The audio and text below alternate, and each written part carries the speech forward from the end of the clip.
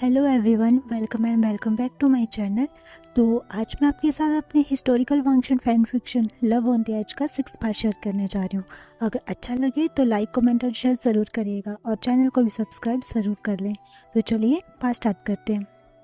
तो पिछला पार्ट हमने छोड़ा था जहाँ वांगजी को मैसेज मिला था उसके भाई की शादी का, जिस वजह से वो और विंग अपने अपने अलग रास्ते पर चले जाते हैं। अब आगे वांगजी विंग के अपनी नज़रों से ओझल होते ही अपने रास्ते की ओर कदम बढ़ा देता है जो उसे गुजू ले जाएगा, लेकिन 2-3 कदम चलने पर ही उसे एक धुन सुनाई देती है बांसुरी की। वांगजी रुक जाता है और अपनी आंखें बंद कर लेता है। वो याद करता है जब एक बार हंट के दौरान वांगजी को बचाते हुए विंग इंजर्ड हो गया था और बारिश में भीगने के कारण उसे फीवर हो गया था। तब वांगजी उसे एक केव में ले आता है और पूरी रात विंग की देखभाल करता है। इसी बीच विंग ने उससे जिद की थी कुछ सुनाने की, तो उसने एक सॉन्ग विंग के लिए गाया जिसका नाम विंग ने पूछा था, पर सुनने से पहले ही विंग सो गया। वांगजी उसे सोते हुए विंग को देखकर कहता है वांगशियन। वांगजी अपनी आंखें खोलता है और मन में कहता है हम बहुत जल्द मिलेंगे विंग, और अपनी मंजिल की ओर बढ़ जाता है। क्लाउड रिसेस, जहाँ अब शिचैन की शादी की तैयारियां जोरों शोरों से स्टार्ट हो गई थी। ऐसे तो इन्हें दिखावा करना पसंद नहीं, लेकिन जैसा कि ब्राइड की साइड का भी फंक्शन अब यही होगा क्योंकि वो लोटस फेयर नहीं जा रहे, इसलिए इस बार दोनों की तरफ की प्रेफरेंस का ख्याल रखकर तैयारियां चल रही हैं। 2 दिन के बाद वांगजी क्लाउड रिसेस पहुंच गया था और अब वो मीटिंग हॉल में था जहां लान चिरन कह रहे थे वांगजी से, वांगजी मैं जानता हूँ कि तुम्हारे फादर के फैसले से तुम हर्ट थे, डिस्टर्ब थे और तुम्हें टाइम की ज़रूरत थी खुद के माइंड को रिलैक्स करने की। इसलिए जब तुम यहाँ से चले गए थे तो किसी एल्डर ने कुछ नहीं कहा, पर अब तुम्हें अपनी ड्यूटीज़ को फिर से लेना होगा और मुझे पूरी उम्मीद है कि पहले की तरह तुम अपनी ड्यूटीज़ को निभाओगे। इस पर वांगजी जी शिफू कहता है। तभी एक सीनियर एल्डर कहते हैं और हाँ, लैन क्लैन का रूल टूटा था तो उसकी सज़ा भी तुम्हारे फादर को दे दी गई है, इसलिए अब कोई भी ये ना समझे कि लैंड क्लैन रूल्स को तोड़ना आसान है। हमारा लैंड क्लैन अपने रूल्स के लिए जाना जाता है और रूल तोड़ने वालों को उसकी उपयुक्त सज़ा भी मिलेगी। तो मेरा विश्वास है कि आगे से तुम रूल्स का अच्छे से पालन करोगे जैसा तुम बचपन से करते आए हो, और अपने फादर की तरह तुम दोनों, ये वांगजू शिचैन की ओर देखकर वो कहते हैं, हमें निराश नहीं करोगे। उन एडल्ट्स की बातों से दिख रहा था कि वो बहुत गुस्सा है चिंग हेंजुन से, और ये सच भी था। उन्होंने उनकी शादी को तो एक्सेप्ट कर लिया था, पर कोई भी एल्डर अब उनसे ठीक ढंग से बात नहीं करते थे और चिंग हेंजुन भी अब इन सब पर ज़्यादा ध्यान नहीं देते थे क्योंकि अब उनकी प्रायोरिटी लैंड क्लैन के रूल्स से ज़्यादा अपनी फैमिली की खुशी थी। पर इसका मतलब ये नहीं कि वो रूल्स नहीं मानते थे या अपने क्लैन के लिए उनका प्यार कम हो गया था। बस वो अब फैमिली के साथ रहना चाहते हैं और उनकी खुशियों पर ज़्यादा ध्यान देना चाहते हैं। तभी लैन शिचैन और वांगजी उन्हें 90 डिग्री वो करके कहते हैं कि हम आपको कभी भी निराश नहीं करेंगे और अपने क्लैंस के रूल्स का हमेशा पालन करेंगे। उसके बाद बस वो लोग लैन शिचैन की शादी के बारे में, उसकी तैयारियों के बारे में वांगजी से बात करते हैं थोड़ी देर, और उसके बाद मीटिंग ख़त्म कर देते हैं। वांगजी अपनी ड्यूटीज़ ज्वाइन कर लेता है और पहले की तरह ही स्ट्रिक्टली अपनी सारी ड्यूटीज़ परफॉर्म करता है। इस बीच वो कभी भी अपने फादर, उनकी वाइफ या उनके सन से मिलने नहीं गया। चिंग हेंजुन उनसे 1-2 बार मिले, लेकिन वांगजी उन्हें वो करके अपना कोल्ड शोल्डर शो कर देते थे। हालांकि पहले भी वांगजी अपने फादर के साथ कभी सन एंड फादर की तरह टाइम स्पेंड नहीं करता था और एज अ सेक्ट लीडर ही उनसे बात करता था, लेकिन अब तो वांगजी ने बिल्कुल ही उन्हें अवॉइड कर दिया है। बचपन से उनकी माँ के जाने के बाद लैन चिरैन ही थे जो वांगजी के साथ हमेशा थे, इसलिए वो लैन चिरैन को बहुत मानते हैं और उन्हें एज अ फादर ही अपने देखते हैं।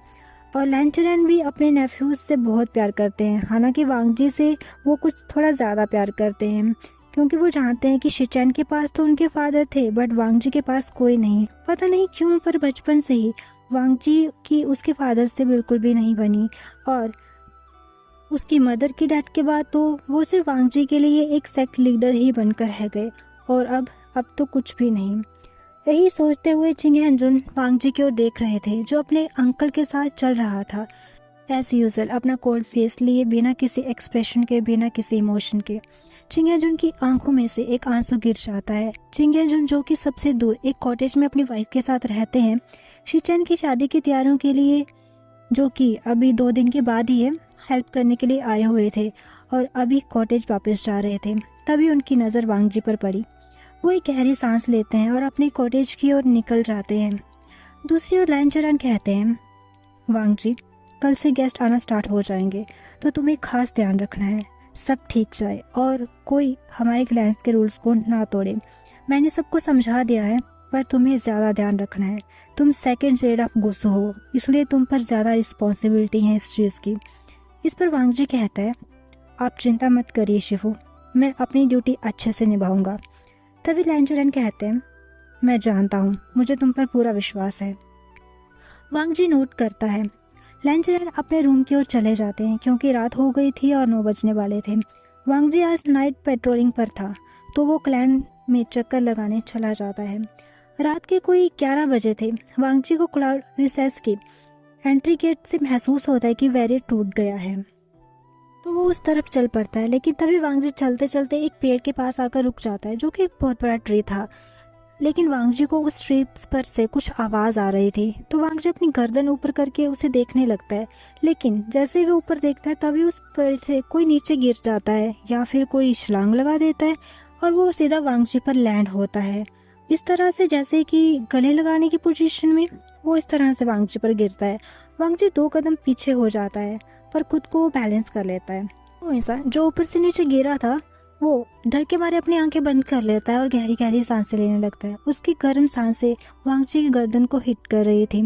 वांगजी फ्रीज हो जाता है। तभी वो इंसान महसूस करता है कि उसे चोट नहीं लगी, बल्कि वो तो किसी की एम्ब्रेस में है, बिल्कुल सेफ। वो अपनी आंखें खोलता है और तभी उसकी नोज़ को हिट होती है एक कामिंग खुशबू। उस इंसान के मुंह पर एक बड़ी सी स्माइल आ जाती है। तभी वो लड़का वांगजी की कान के पास अपने लिप्स को लाकर कहता है, लानर गागा, आई मिस्ड यू। अब हम वांगजी के पॉइंट ऑफ व्यू से जानते हैं इस मोमेंट को। वांगजी कहता है, जैसे मुझे महसूस हुआ पेड़ के ऊपर कुछ हलचल है, तो मैंने ऊपर देखने की कोशिश की, लेकिन तभी कोई पेड़ से नीचे गिर गया और वो सीधा मुझ पर गिरा। मैंने भी रिफ्लेक्शन में उसे पकड़ लिया, उसे थामने के लिए, लेकिन तभी उस इंसान की गर्म सांसें मेरी गर्दन पर मुझे महसूस हुई। मैं फ्रोज हो गया। मैं उसे अपने से दूर करने वाला था, लेकिन मुझे उससे पहले उस इंसान की खुशबू, जो कि लोटस जैसी थी, मुझे महसूस हुई। मेरा दिल जोर जोर से धड़कने लगा। क्या ये विंग है? पर विंग यहाँ कैसे हो सकता है? लेकिन तभी मेरे शक को दूर करते हुए मुझे उस इंसान की आवाज़ सुनाई दी, जो कह रहा था, लानर गागा, आई मिस्ड यू।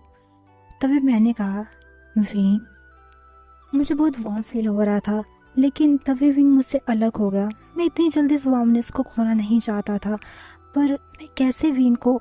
तभी लंजा को उसके ख्यालों से बाहर विंग की आवाज़ ले आती है, जो कह रहा था, लंजा, मैंने सोचा नहीं था कि गुस्सू में आती ही सबसे पहले मैं तुमसे मिलूंगा। तुम्हें पता है मैं कितना परेशान था ये सोचकर कि मैं तुम्हें कैसे ढूंढूंगा, लेकिन देखो सबसे पहले मुझे मिले ही तुम। विंग बहुत एक्साइटेड होकर अपनी बड़ी सी स्माइल देकर ये सब बोल रहा था, लेकिन तभी लंजा की बात सुनकर उसकी पूरी स्माइल गायब हो जाती है, जो कहता है, विंग, तुमने रूल तोड़ा है। विंग वांगजी को डम्फाउंडली देखता है। रियली?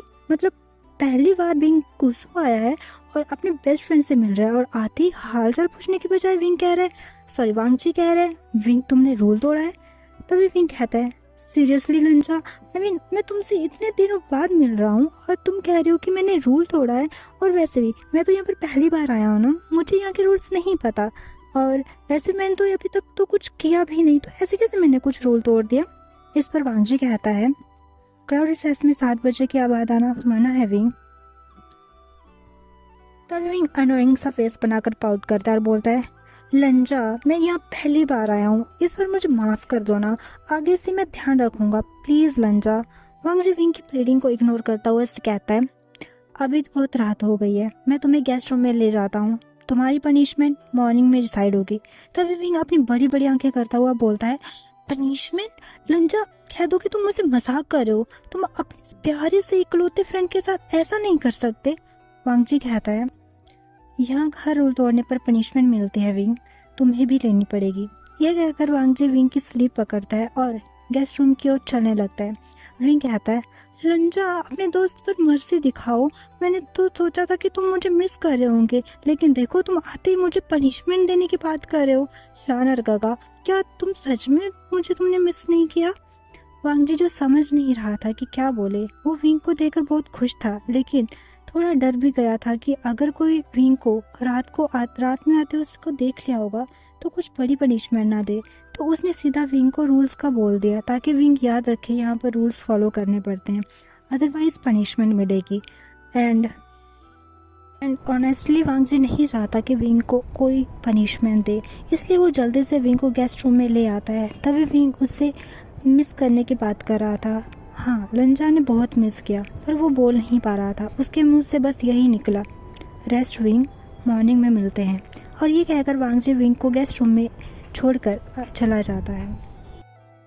हे गाइस, आज के लिए बस इतना ही, तो मिलते हैं नेक्स्ट पार्ट में। तब तक के लिए bye bye and take care.